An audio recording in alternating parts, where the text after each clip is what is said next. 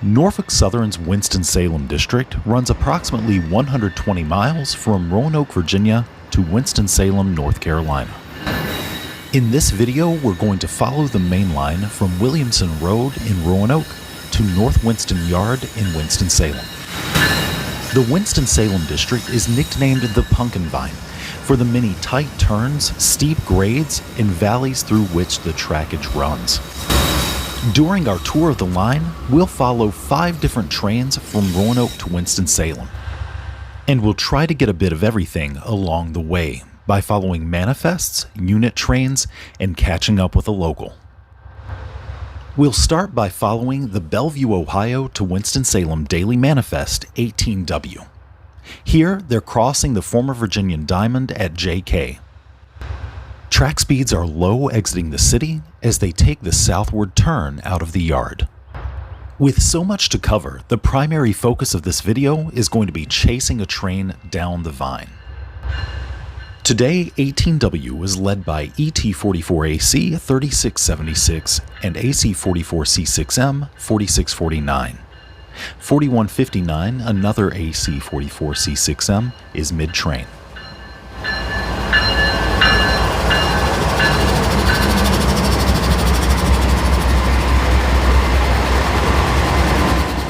In my opinion, the Winston-Salem District can be particularly fun for a chase.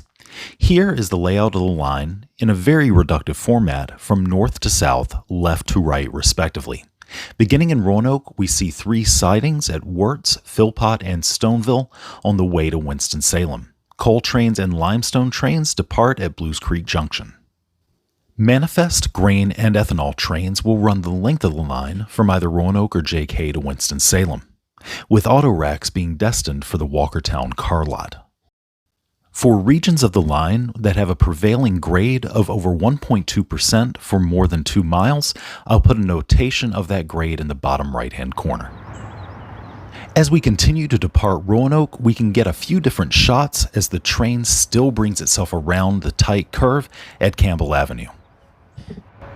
Here I'm standing near the former Beltline connector, where the prefixes for mileposts changes from W to R.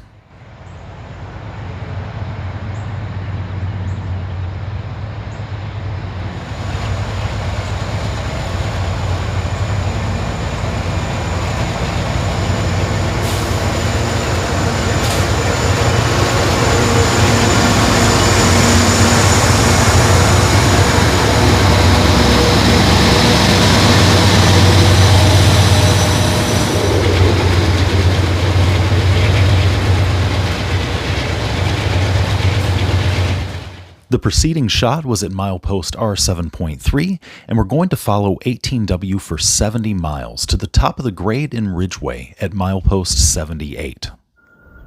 We catch up with the manifest at State Route 633, milepost 10.6, where they're nearing the top of the Starkey grade.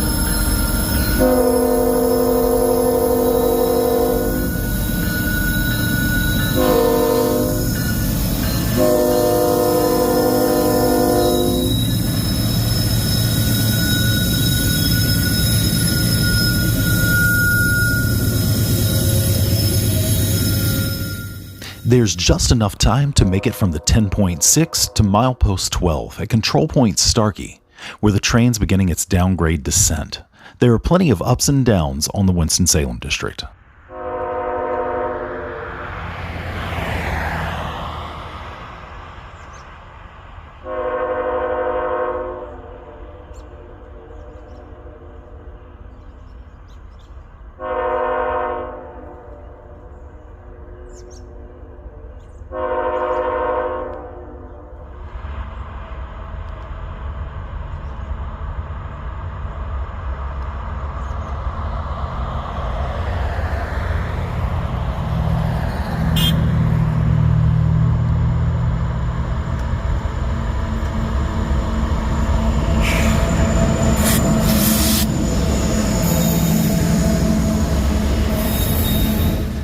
4 miles later, I spotted up at the trestle over Starlight Lane as the train makes its way up the 3-mile 1.4% Wright's grade.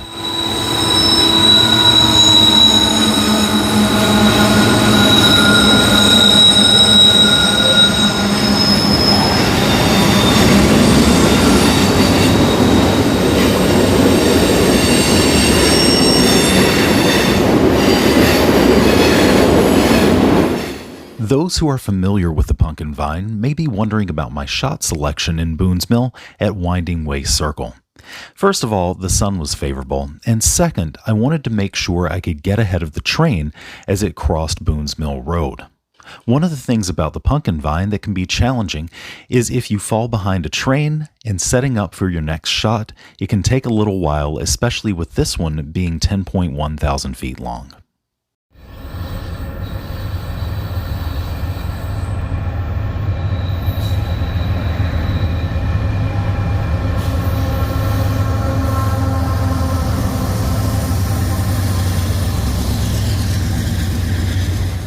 My next stop was the north end of the 8,800-foot siding at Wirtz. This is the first of 3 sidings that 18W will pass as it makes its way down the Punkin vine.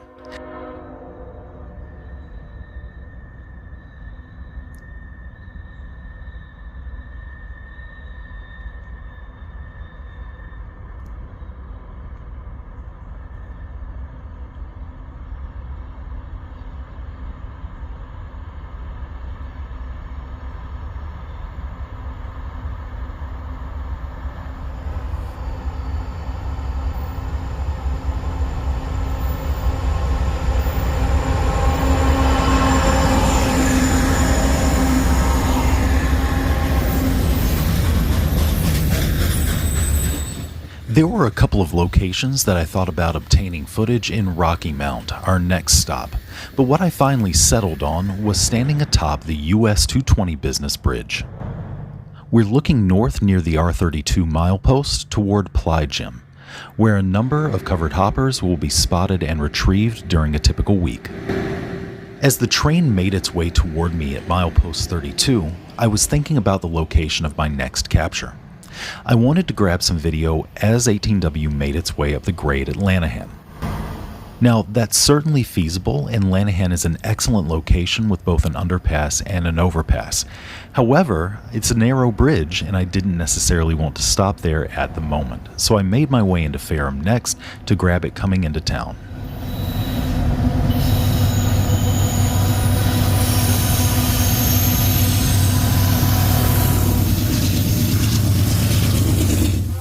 In Ferrum, I'm standing next to the milepost 42 marker. This is at the top of a 2-mile, 1.2% grade, southbound. Now, as soon as the train reaches the top of the grade, it's going to begin a 5-mile, 1.4% descent toward Henry.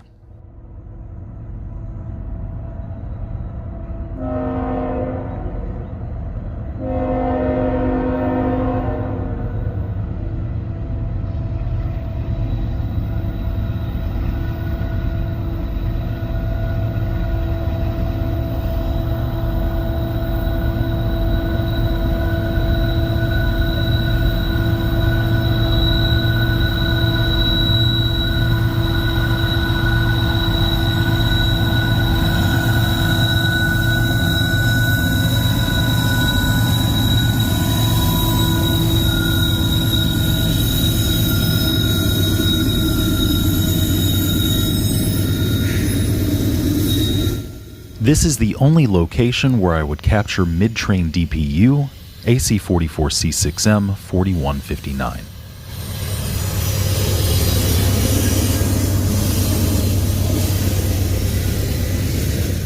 At the bottom of the 5-mile grade, 18W enters the small community of Henry.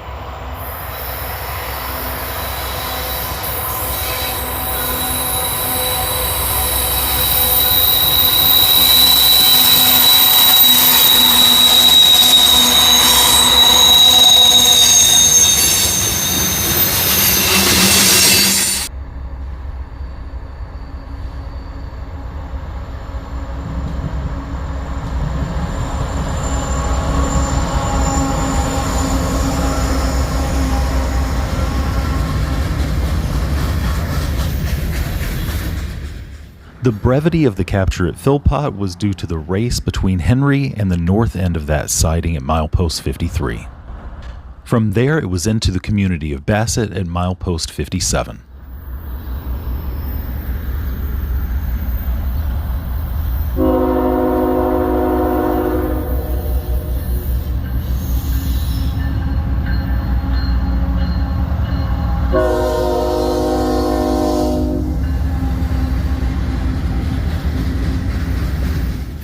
Instead of capturing some footage at Payne Yard, where the motors for V77 and V79 are located, I decided to go to Hilltop Junction, the beginning of the 3-mile ascent up Martinsville Grade.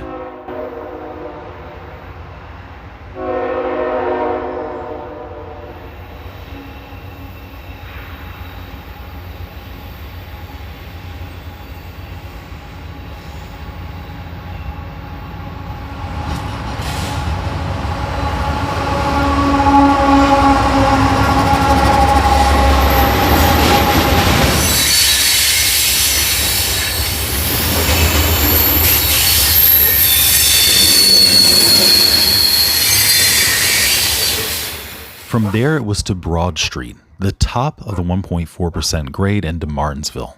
The train will immediately begin a descent after Broad Street down the 4-mile 1.2% red level grade.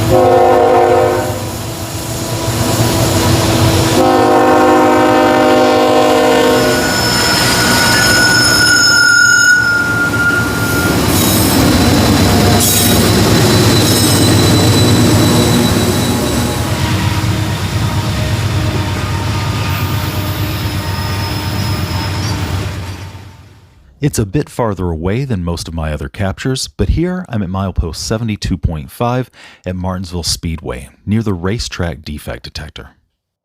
Looking north, one can see a spectacular view of the area, and near the curve where the Fontaine Spur is, it's just out of sight.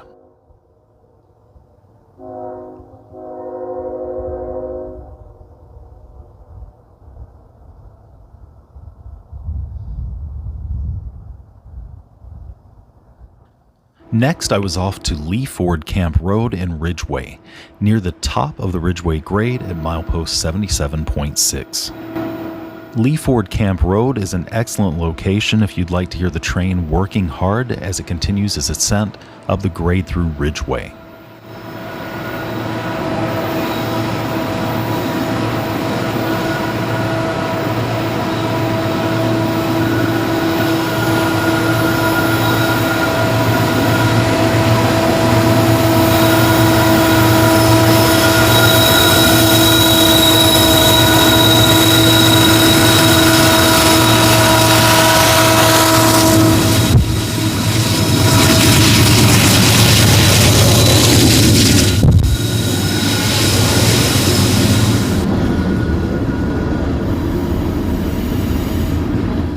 At this point, I called off my pursuit of Manifest 18W, and the following day, Christmas Eve, I caught up with Shire Oaks, Pennsylvania to Belews Creek Steam Station Coal Train number 746. We back up a little to the our 66.6 mile marker at Broad Street as it crests the grade into Martinsville.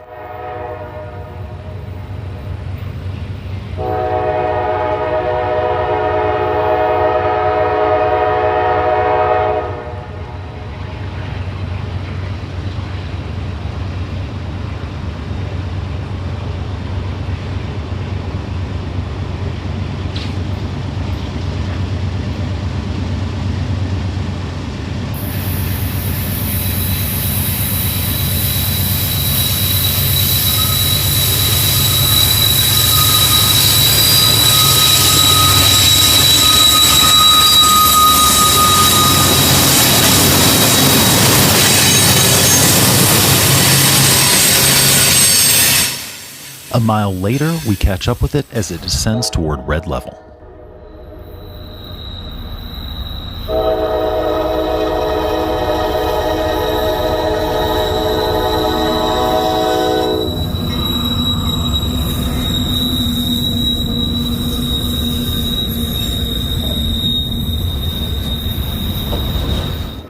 From there, I went to Ridgeway and stopped between the US 220 and US 220 business overpasses. This spot is about a mile north of where we ended our chase of 18W the day before.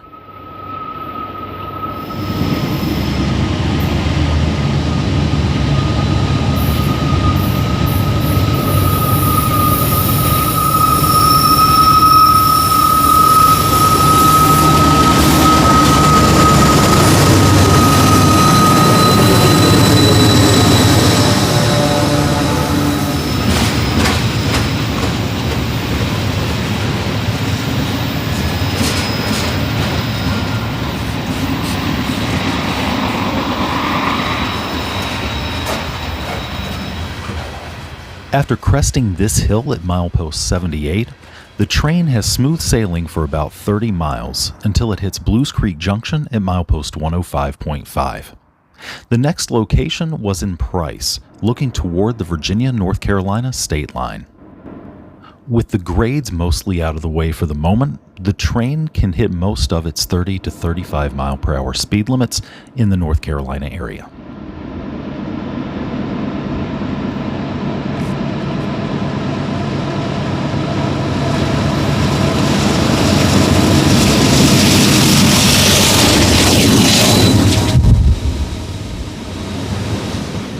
Four miles farther to the south, I set up at the north end of the siding at Watkins, the longest siding on the line at 9,900 feet.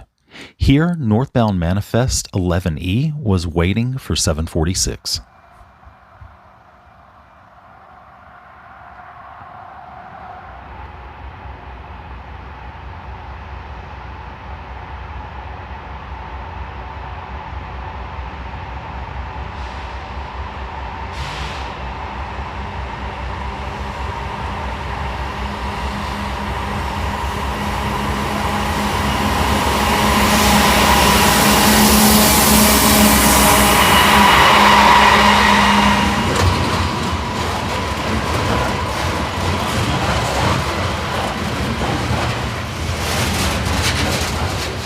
From Watkins, I drove down US 220 business toward Mayodan at milepost 93.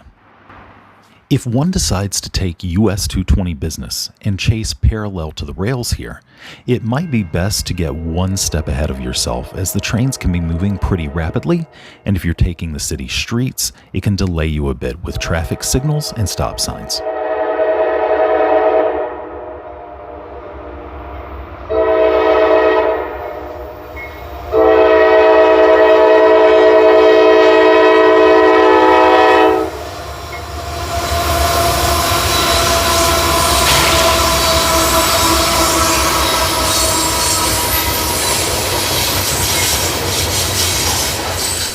Other than Madison, for the next 10 miles, there aren't too many opportunities to catch a great view of trains here.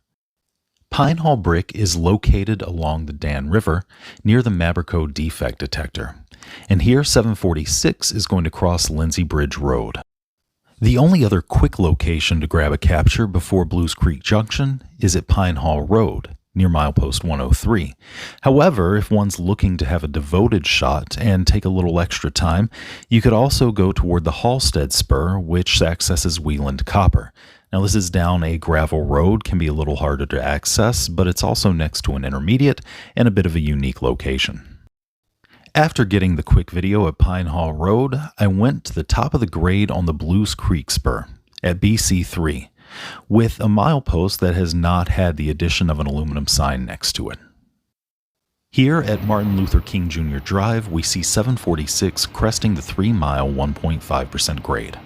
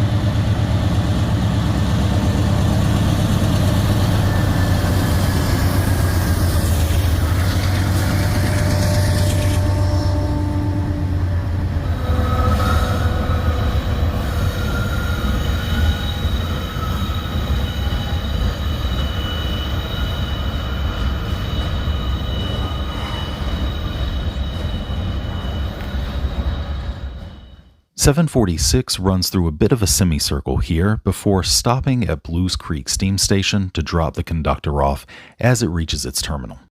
On Thursday night, I caught up with V79, a turn based out of Payne that was working at Performance Livestock and Feed at Red Level.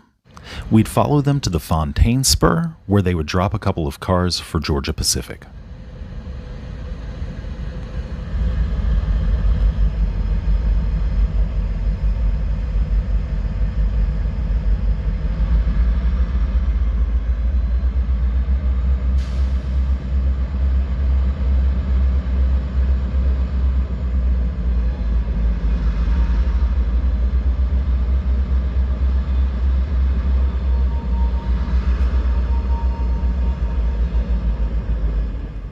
It's a little difficult to see all the action as V79 works at Performance Feed, so it was off to the Fontaine Spur where they closed up so 54W could pass them. Georgia Pacific and Drake Extrusion are the primary customers on the Fontaine Spur. It can be difficult to see here at night without any lighting.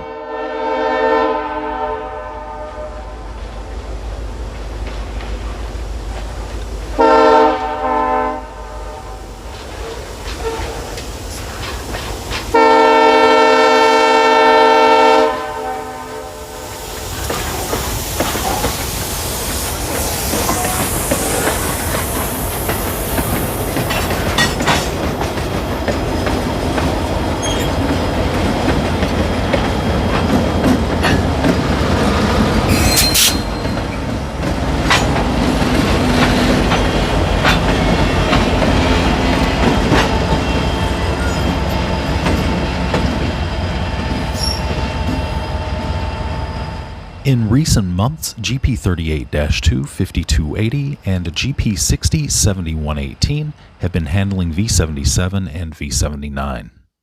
As they closed up on the Fontaine Spur, we catch up with 54W at Ridgeway, where we also caught 746 2 days earlier.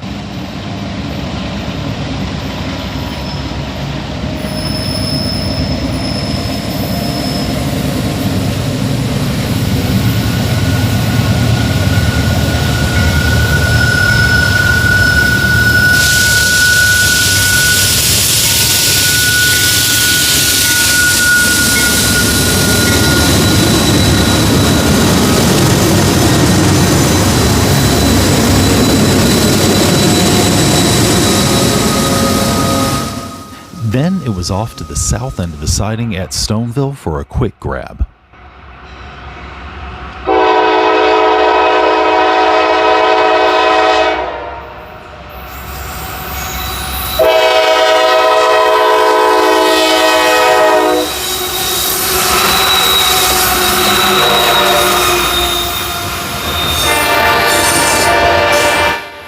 There usually isn't too much happening in either Stoneville or Madison at night, so I try to set up and complete my shot within about 30 seconds of the head end arriving and passing. In Madison, we see 54W crossing Murphy Street from the 311 overpass.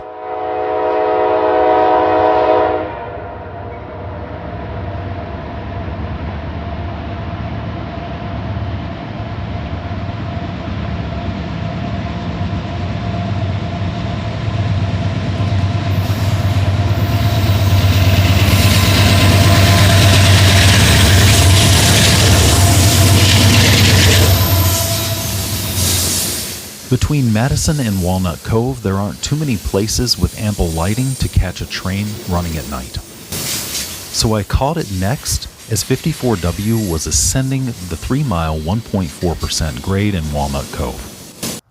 Here at Plant Street, I'm getting a little bit of light from a local convenience store as I stand near the water tower.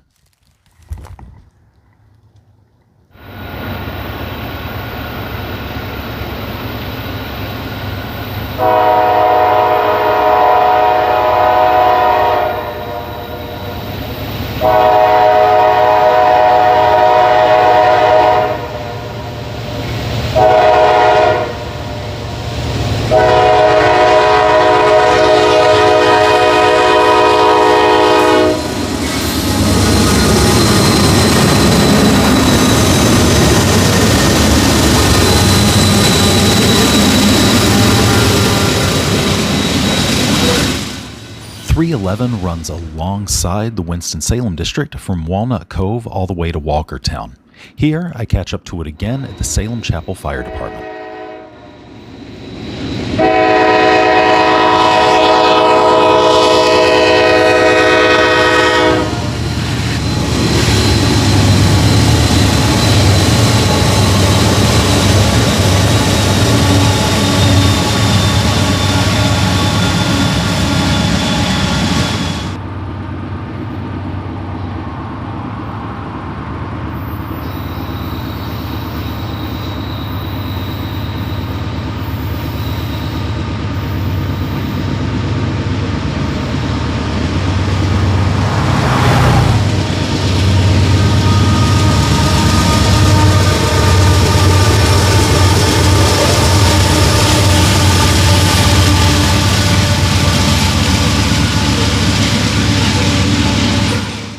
Between Walnut Cove and Walkertown, one can really pull over and grab any number of shots they want.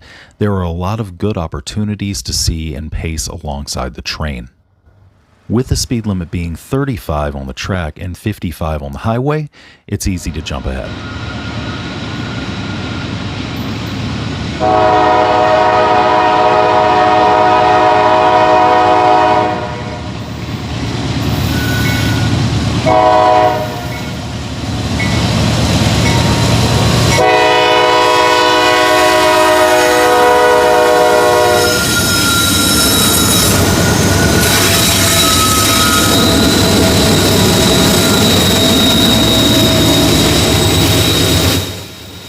After 54W passed the Walkertown former Northern Western Depot, I went down to Williston Road near the Walkertown car lot to catch it as it was nearing North Winston Yard.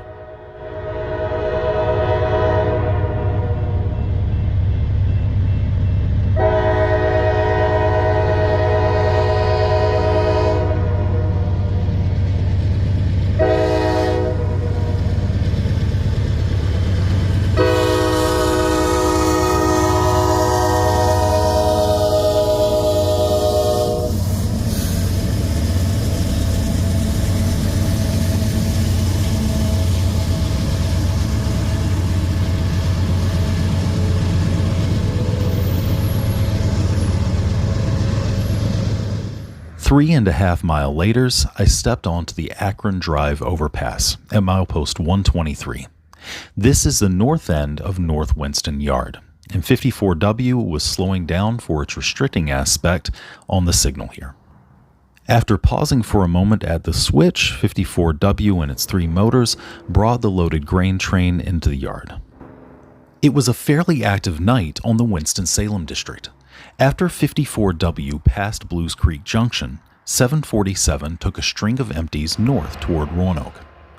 And 11E was beginning to double its train near the Walkertown auto lot.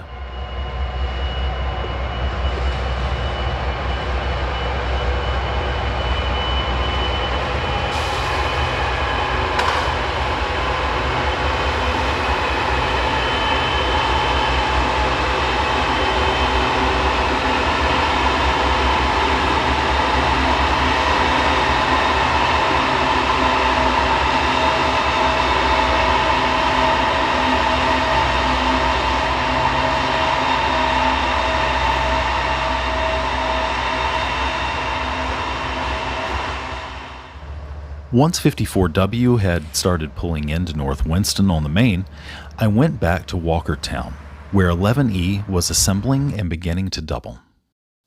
It's near midnight, and 11E is sitting at Control Point Walkertown on the car lot track. They've just completed the doubling of their train, and the head end is going to pull up past the control point so the conductor can hang the EOT before coming to the head end and preparing to depart. 11E is a manifest train. However, on this day, the entire consist was empty auto racks. This isn't necessarily uncommon, as 11E's final destination is at an auto lot in Roanoke, Indiana.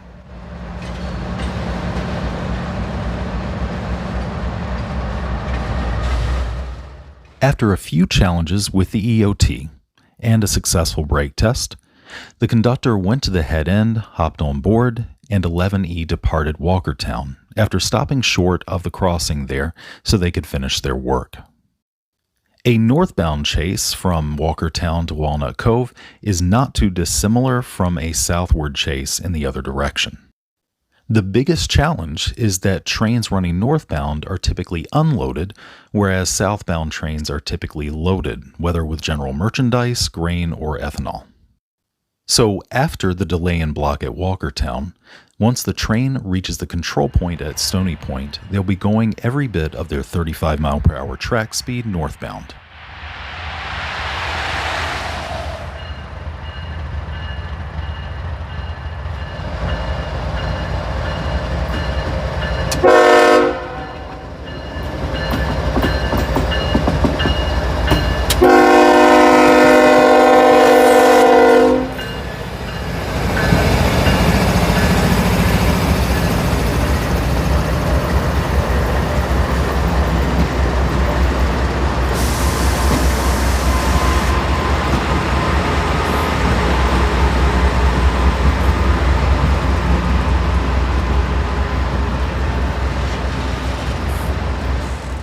Just like on 54W's southward journey, I stopped in Dennis at Rabbit Run Road to see 11E headed northbound.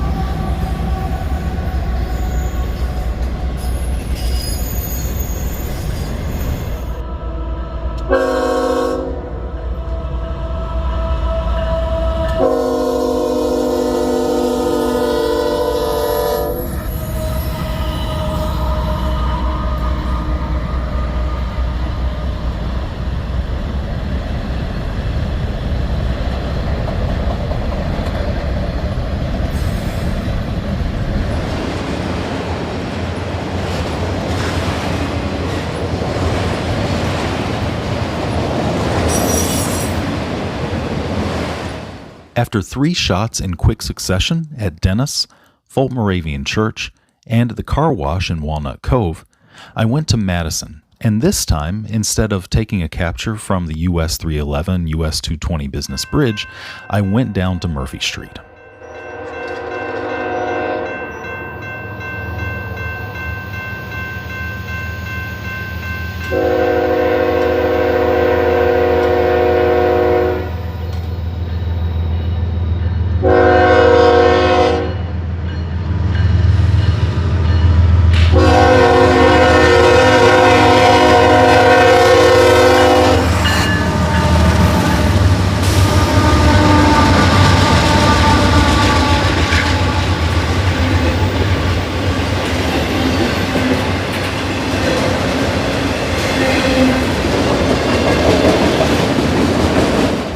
From there, it was back to Stoneville near 1 a.m., where I grabbed a shot of it running through town on the main.